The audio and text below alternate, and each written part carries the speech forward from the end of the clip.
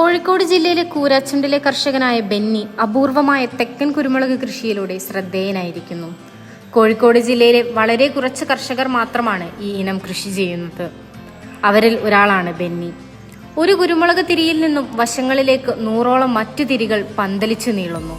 ഓരോ തിരിയിലും നിറയെ കുരുമുളക് മണികൾ, മുന്തിരിക്കുലകൾ പോലെ കായ്ച്ചു നിൽക്കുന്ന അത്ഭുത കാഴ്ച. ഇടുക്കിയിലെ ഹൈറേഞ്ച് പ്രദേശങ്ങളാണ് ഈ കുരുമുളകിന്റെ ജന്മദേശം. കാഞ്ചിയാറിലെ ടി തോമസ് എന്ന കർഷകനാണ് ഈ ഇനം ആദ്യം വികസിപ്പിച്ചത്. സഹ്യനിരകളുടെ തണുപ്പും ഇളം വെയിലും തഴുകി വളർന്ന ഈ കുരുമുളക് ഇന്ന് കേരളം മുഴുവൻ പ്രശസ്തമായിരിക്കുന്നു. സാധാരണ കുരുമുളകിനേക്കാൾ കാഴ്ചയിലും ഗുണത്തിലും വരുമാനത്തിലും വേറിട്ട് നിൽക്കുന്നതാണ് തെക്കൻ കുരുമുളക്. ഒരു തിരിയിൽ സാധാരണ 60-80 മണികൾ കാണുമ്പോൾ തെക്കൻ 800 തൊട്ട് 1000 മണികൾ വരെ ഉണ്ടാകും.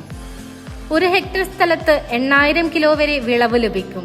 ഒരു ചെടിയിൽ നിന്നു തന്നെ 15 കിലോ ഉണക്ക കുരുമുളക് ലഭിക്കുക എന്നത് അതിന്റെ വലിയ പ്രത്യേകതയാണ്. രോഗപ്രതിരോധ ശേഷിയുള്ളതിനാൽ പരിപാലന ചെലവും കുറവാണ്. 2 വർഷം കൊണ്ട് തന്നെ കായ്ച്ചു തുടങ്ങുന്ന ഈ ഇനം 25 വർഷം വരെ വിളവ് നൽകാൻ കഴിയും.